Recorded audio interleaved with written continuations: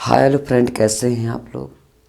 और उम्मीद करते हैं कि आप लोग बहुत अच्छे होंगे और अपने स्वास्थ्य पर जो है आप लोग विशेष तौर पर ध्यान रखिएगा। ठीक है, तो आज जो हम चर्चा करेंगे वो आईपीसी की धारा 88 को लेकर बात करेंगे और आईपीसी की धारा 89 को लेकर बात करेंगे और आईपीसी की धारा 91 को लेकर चर्चा करेंगे। यानी धारा 88 को लेकर, 89 को लेकर और 91 को लेकर आज हम चर्चा करेंगे।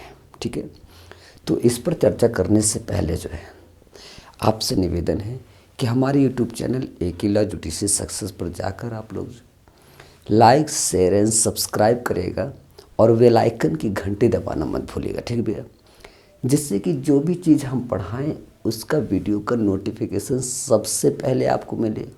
और जैसे ही आपको नोटिफिकेशन मिलेगा तो आपको क्या काम करना है, कॉपी, पेन और आईपीसी का वेयर एक्ट अपने पास रखना है। ठीक है, उसके बाद जिस तरह से मैंने इसमें सारी बात को दर्शाया है, ठीक है, सेम टू सेम ऐसे ही अपने कॉपी में बना लीजिएगा। ठीक है, क्योंकि एग्ज़ाम के व्यू से बहुत ही बेहतर काम करेगा। ठीक है, और दूसरी बात क्या ध्यान रखना आपको, जब हम सारी बात को रिलेट करके आपको एक साथ बताएं और जिस धारा को लेकर बात करें तो आपको उसी धारा पे जाना है और जो इम्पोर्टेंट लगे उसी पे क्या करना है, आपको अंडरलाइन करते हुए चले जाना है। ठीक है, ये बात आप एकदम कंठस्थ कर लीजिए। चलिए अब हम चर्चा करते हैं अपने टॉपिक से रिलेटेड बात। ठीक है ना, अब देखिए धारा 88 जो है किन बात को लेकर चर्चा करती है, इसी बात को हम ध्यान से समझते हैं। और आप कोई भी बात मिस मत करिएगा। अगर आपने कोई भी बात मिस कर दिया तो आपका जो कॉन्सेप्ट होगा वो क्लियर नहीं होगा, तो आपको ये टॉपिक समझ में नहीं आएगा। ठीक है, इसलिए कॉन्सेप्ट को क्लियर करना अति आवश्यक। अगर कॉन्सेप्ट क्लियर हो गया तो टॉपिक तो डेफिनेटली एकदम तैयार हो जाएगा। ठीक है, चलिए देखिए इसमें क्या ध्यान देना है। धारा 88 में सबसे पहले एक बात को बहुत विशेष तौर पे ध्यान रखना है। वो क्या बात है कि जो उम्र है वो 12 साल से कम का नहीं होना चाहिए। किसी भी का व्यक्ति का 12 साल से कम का उम्र नहीं होना चाहिए। 12 साल वो उम्र पूरा कर लिया हो। ठीक है, उसकी उम्र जो है पूरा हो गया हो, 12 साल की उम्र पूरा कर चुका हो। ये बात जो है आप एकदम कंठस्थ कर लिए। दूसरी बात क्या है, अब ऐसा जो 12 साल की उम्र पूरा कर लेता है उसको सोचने समझने की क्षमता होती है। क्या हम कर रहे हैं, क्या ये सही है जो काम कर रहे हैं, क्या वो सही है या गलत है, इस बात को उसको समझ होती है। ठीक है, और जो अपने लिए क्या अच्छा है इस बात के लिए भी कोई सम्मति देगा तो बहुत ही सोच समझ के देगा और अपना जो निर्णायक होगा वो अपने अच्छे के लिए देगा। कभी कोई भी व्यक्ति अपना अच्छा ही सोचेगा, बुरा कभी नहीं सोचेगा। इस बात को ध्यान रखना। ठीक है, अब देखिए जो सम्मति दे रखा है यानी कि 12 साल की उम्र पूरा कर लिया है ऐसा व्यक्ति, यानी कि वो सम्मति दे रखा है और इसके फायदे के लिए बात होगी। किसके फायदे के लिए? इसके फायदे के लिए होना चाहिए। अब क्या ध्यान देना है आपको, देखिए कोई बात है, ठीक है, कोई भी बात, उसमें अगर कोई अपहान कारित हो जाता है, क्या हो जाता है, कोई अपहान कारित हो जाता है, तो उस स्थिति में आपको क्या विशेष ध्यान देना है कि जो अपहान कारित हुआ उस अपहान कारित में कोई आशय तो नहीं था, कोई ऐसा इंटेंशन तो नहीं है कि किसी आशय के साथ ऐसा कोई कृत्य करे जिससे कि जो है कि अपहान कारित हो। ठीक है, अगर कोई भी अपहान कारित होता है उसमें जो है इंटेंशन के साथ ना किया गया हो। अगर इंटेंशन के साथ करेगा तो अपराध है। अगर उस कार्य में अगर इंटेंशन नहीं है, उसको अपहान कारित करने का ऐसा कोई भी इंटेंशन नहीं है, तो उस स्थिति में उसके फायदे के लिए जो आप कार्य करोगे तो उसके लिए कोई अपराध नहीं माना जाएगा। ठीक है, मान लीजिए कोई अपहान कारित हो जाता है, अब सीधा कैसे समझोगे, एक अब क्लियर करते हैं। देखो कोई बात है और वो कोई अपहान कारित हो जाता है, जो कि कर्ता जो है जो सम्मत किया हुआ है, जो कंसेंट किया हुआ था, ठीक है, यानी कि ये सम्मत किया और उस सम्मति को दे रखा है, ठीक है। अब कर्ता क्या करता है, कर्ता जो है, कर्ता ने सद्भाव पूर्वक से, ठीक है, सद्भाव पूर्वक से इसके फायदे के लिए, ठीक है, इसके बेनिफिट के लिए कर्ता ने सद्भाव पूर्वक से और बिना किसी आशय के साथ अगर ऐसा जो है विवक्षित या अव्यक्त दे रहा है, तो अगर कोई ऐसा जोखिम उठाता है या कोई ऐसा बात होता है, अपमान होता है या कोई भी अपमान कारित हो जाता है, तो उस स्थिति में वो अपराध नहीं माना जाएगा। ये बात क्लियर हुआ। यानी कि इसके फायदे के लिए जो व्यक्ति कर्ता जो है, जो सम्मति में हुआ कि जो करता है वो कर्ता जो है उस कार्य को सद्भाव पूर्वक करता है और उस सद्भाव पूर्वक कार्य में कोई आशय नहीं होता है, बिना आशय के साथ ऐसा करता है। और अगर बिना आशय के साथ करेगा, उसमें आशय नहीं है, तो जो कोई अपमान कारित हो जाएगा, जब अपमान कोई भी कारित हो जाए उस बात के लिए, तो उस आधार पे अपराध नहीं माना जाएगा, ठीक है, वो अपराध नहीं होगा। यानी कि वो सद्भावपूर्वक कार्य किया, यानी कि इसके बेनिफिट के लिए किया, यानी कि इसके फायदे के लिए किया ना, और वो बिना आशय के साथ किया है। जब वो बिना आशय के साथ करेगा तो उसके फायदे के लिए करेगा। अब उसमें कोई अपमान कारित हो जाता है तो उस स्थिति पे अपराध नहीं होगा, यानी अपराध नहीं माना जाएगा। अगर वहीं पे इंटेंशन के साथ में, जैसे कि सद्भावपूर्वक कार्य करता है और इंटेंशन के साथ करता है, यानी कि आशय के साथ करता है कि जिससे उसे अपमान कारित हो जाए, यानी कि जो फायदे के लिए काम था उसमें उसको नुकसान हो जाएगा, उसका नुकसान होगा, तो उस स्थिति में अगर होगा तो यानी कि अगर इंटेंशन है, ऐसा आशय है, तो अपराध होगा। अगर इंटेंशन नहीं है, ऐसा कोई आशय नहीं है, सिर्फ उसके फायदे के लिए किया गया है, तो जो कर्ता जो है सद्भाव पूर्वक करता है और वो सद्भाव पूर्वक बिना आशय के साथ में, ठीक है, और बिना आशय के साथ जब करता है तो उसमें जो अभिव्यक्ति होता है या विवक्षित होता है, जो देता है, तो वो उस आधार पे जो जोखिम उठाएगा, उस जोखिम को सहन करेगा, उस आधार पे अगर मान लीजिए कोई अपमान कारित हो जाता है, बस एक ही बात ध्यान है, इंटेंशन नहीं होना चाहिए। अगर इंटेंशन के साथ ऐसा कृत्य करेगा, यानी उसको नुकसान पहुंचाएगा, तो नुकसान पहुंचाने का मतलब है कि अपराध कर रहा है। अगर उसके फायदे के लिए वो सद्भावपूर्वक से कार्य कर रहा है, उसमें आशय नहीं है, तो पक्का इतना जान लीजिएगा कि वो अपराध नहीं माना जाएगा। ये बात से क्लियर हुआ। अब एक आपको एग्जाम्पल के तौर पर बताते हैं तो सारी बात आपका क्लियर हो जाएगा, ठीक है। चलिए देखिए, अब टीचर कभी भी ये नहीं होता है कि इस बच्चे को अच्छा पढ़ाएंगे और इस बच्चे को नहीं पढ़ाएंगे उतना अच्छा, तो टीचर ये कभी नहीं करता है। टीचर सबको एक समान देखता है, सारे स्टूडेंट को एक समान देखता है, और जो शिक्षा देगा एक समान सबको शिक्षा देगा। ये नहीं कि उसको ज़्यादा पढ़ा देंगे या उस बच्चे को ज़्यादा पढ़ा, ऐसा नहीं है। टीचर का कर्तव्य होता है, ना कोई टीचर का कोई जात होता है, ना कोई धर्म होता है। वो यानी कि एक अध्यापक है। अध्यापक का मतलब है कि किसी जात विशेष वर्ग भेदभाव ना करते हुए वो सबको शिक्षा देगा, वो किसी को उसमें जात भेदभाव नहीं है।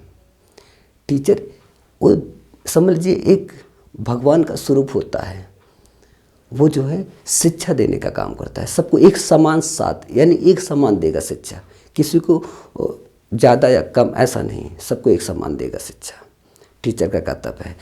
अगर मान लीजिए टीचर में, अब जैसे स्कूल होते हैं, विद्यालय हैं, तो अगर उस विद्यालय में अब टीचर किसी आशय के साथ में, अब मई जून का महीना होता है, आपको पता है कि कड़ी धूप होती है, समस्या होती है। अगर किसी बच्चे को, किसी को मान लीजिए किसी व्यक्ति को जो 12 साल की उम्र पूरा कर लिया, किसी भी व्यक्ति को, अगर वहाँ के धूप में खड़ा कर दिया जाए, कड़ी धूप है, और उसको सजा दिया जाए, ऐसे जोखिम उठाया जाए।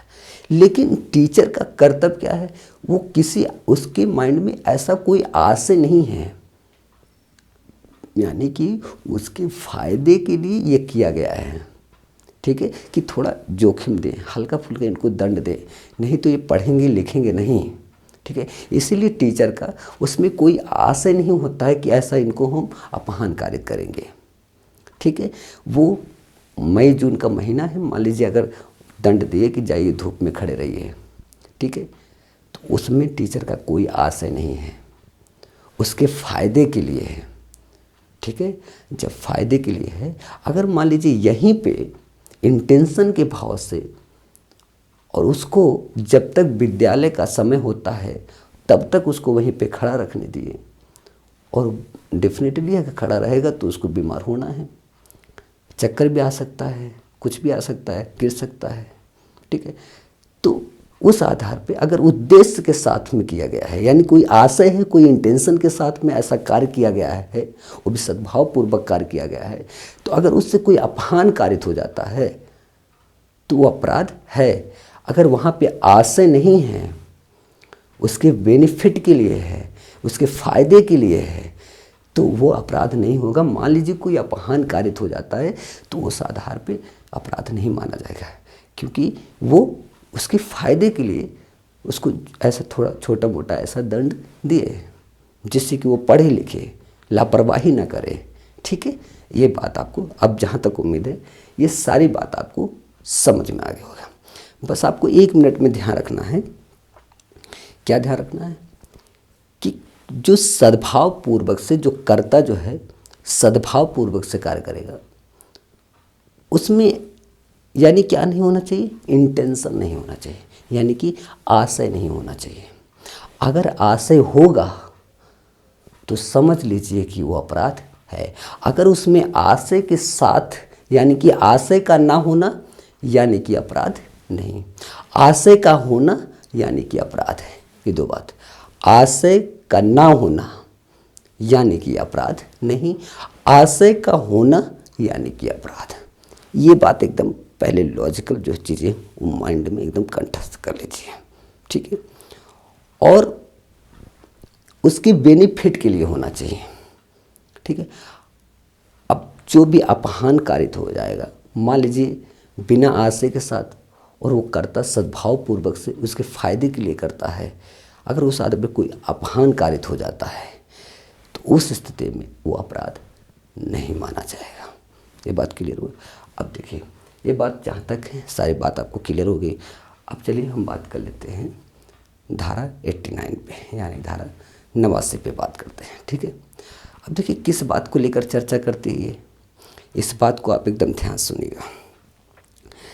आपने धारा 88 में क्या देखा था कि 12 वर्ष की उम्र पूर्ण होना चाहिए, ठीक है। लेकिन इसमें क्या ध्यान देना आपको कि 12 वर्ष से कम, ठीक है, 12 वर्ष से कम, और क्या है, कोई भी विकृत चित्त है, यानी कि कोई व्यक्ति जो चित्त भाव खो चुका है, मन मस्तिष्क से वो विकृत हो गया है, जिसको वो पता नहीं उसको कि प्रकृति को समझ नहीं है, यानी जो प्रकृति है, जो नेचर है, उसको समझ नहीं है, क्या गलत है क्या सही है उसको पता नहीं है, ठीक है। इस धारा में आपको यह ध्यान रखना है।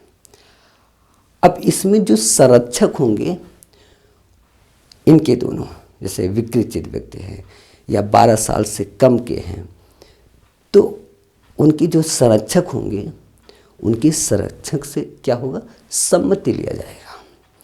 फिर जब कर्ता वहाँ पे सद्भाव पूर्वक से कार्य करता है, तो अगर मान लीजिए उसमें देखिए आशय नहीं होना चाहिए, सबसे पहली बात ये, सो आप इसमें भी मैंने यही बात बताया, आशय नहीं होना चाहिए किसी अपमान कारित करने के उद्देश्य, ठीक है। उसमें इंटेंशन की भावना नहीं होनी चाहिए, बिना आशय के साथ होना चाहिए। जब कर्ता, जब संरक्षक से सम्मति कर लेता है, ठीक है, और सम्मति आवश्यक है, ठीक है, इस आधार पे, और संरक्षक से सम्मति आवश्यक है। अब कर्ता ने कोई भी सद्भाव पूर्वक से कार्य किया और इसके फायदे के लिए किया, ठीक है। जो विकृत चित्त हैं, जो चित्त भाव खो चुके हैं और विकृत हो गया मन मस्तिष्क के, उनके फायदे के लिए, और जो 12 साल से कम के हैं उनके फायदे के लिए, ठीक है। अगर सद्भाव पूर्वक कार्य किया गया, कर्ता ने सद्भाव पूर्वक कार्य किया और बिना आशय के साथ कार्य किए, ठीक है, उस स्थिति पे बिना आशय के साथ किए तो अपराध नहीं है। अगर उसमें आशय के साथ करें डेफिनेटली अपराध है, ठीक है। बस इनके फायदे के लिए होना चाहिए। अगर जहाँ नुकसान, यानी अगर आशय होगा नुकसान पहुँचाने का, अपहान कारित करने का, तो वो अपराध का काम है। अगर उनके यानी इनके फायदे के लिए अगर वहाँ क्या है कि आशय नहीं है, कोई ऐसा इंटेंशन नहीं है कि कोई हम अपराध यानी कि कोई भी अपहान कारित करे, ऐसा कोई आशय नहीं है, सिर्फ इनके फायदे के लिए वो कर्ता जो है सद्भाव पूर्वक से कार्य करता है, तो उस स्थिति में अपराध नहीं माना जाए, बचाव मिलेगा, ठीक है। ये बात क्लियर हुआ। अब देखिए अपवाद से आपको और बातें क्लियर होंगी। अब अपवाद भी क्या ध्यान देंगे कि मृत्यु या प्रयत्न, ये जो बातें होंगी वो अपवाद लागू नहीं होगा वहाँ पे, ठीक है, लागू नहीं है, यानी कि मृत्यु या प्रयत्न को लेकर अपवाद लागू नहीं है। अब क्या ध्यान देना है आपको, एक चीज़ बहुत विशेष कि ऐसी जानकारी है, ऐसा नॉलेज है कि मृत्यु संभाव्य है, हो सकता है कि मृत्यु हो जाए, ऐसी संभाव्य है, इस बात की जानकारी है, ठीक है। इस पे तो इस आधार पे आपको दो बातें ध्यान रखना, क्या कि घोर जो है, क्या घोर यानी कि मृत्यु या घोर उपहति रोग हो या अंग शैथिल्य को बचाने के लिए, ठीक, उसके बचाव में ऐसा क्या है, ऐसा कृत्य किया जाता है, यानी कि मृत्यु या घोर उपहति रोग या अंग शैथिल्य से उसके बचाव में ऐसा कृत्य किया जाता है, यानी कि इसके फायदे के लिए ऐसा कृत्य किया जाता है। तो उस आधार पे आपको क्या ध्यान देना कि वो कार्य जो है, यानी इंटेंशन जो आशय है, वो उपहत कारित करने का उद्देश्य नहीं है। यहाँ पे क्या है कि उसके बचाव में ऐसा कृत्य किया जाता है, ठीक है। अब एक चीज़ और आपसे क्लियर होगा, यानी कि ये बातें जो है इनके फायदे के लिए है, इसी बात को आपको एकदम कंठस्थ करना है। अब देखो और बात से क्लियर होगा। धारा 91 जो है किन बात को लेकर चर्चा करते हैं, देखिए ये कहते हैं जैसे AB में किसी बात को लेकर जो कंसेंट हुआ है, जो सहमति हुई है, उस आधार में क्या है कि अगर अपहान जो है कारित हो जाता है, कोई अपहान, अब इसमें देखे थे आपने 89 यानी 88 को देखा, और उससे पहले मैंने 87 को भी पढ़ाया था आपको, है ना। और एक चीज़ ध्यान देना, अब ये चीज़ को मैंने भी पढ़ा रहा हूँ, इसमें क्या देना, कोई भी अपहान कारित हो जाता है, कंसेंट हुआ है जिस बात को लेकर, ठीक है। अब 91 के आधार पे क्या ध्यान, 91 धारा 91 के आधार पे कि कोई अपहान कारित हो जाता है तो उस स्थिति में बचाव मिलेगा। लेकिन एक बात, दूसरी बात क्या ध्यान है, उसके अलावा कोई भी अपहान कारित होता है तो उस स्थिति में धारा 91 के आधार पर उसे बचाव नहीं मिलेगा, ठीक है। ये देखिए बचाव नहीं मिलेगा, ये बात एकदम क्लियर हो गई। तो सारी बात जहाँ तक है, सारी बात आपको बहुत अच्छे से पता चल गया। तो आपको यहीं पे हम विराम करते हैं, फिर मिलेंगे नेक्स्ट टॉपिक के साथ में। इसके साथ जो है लाइक शेयर एंड सब्सक्राइब करेगा, बेल आइकन की घंटी दबाना मत भूलिएगा, ठीक है। इसी के साथ चलते हैं। जय हिंद, जय भारत।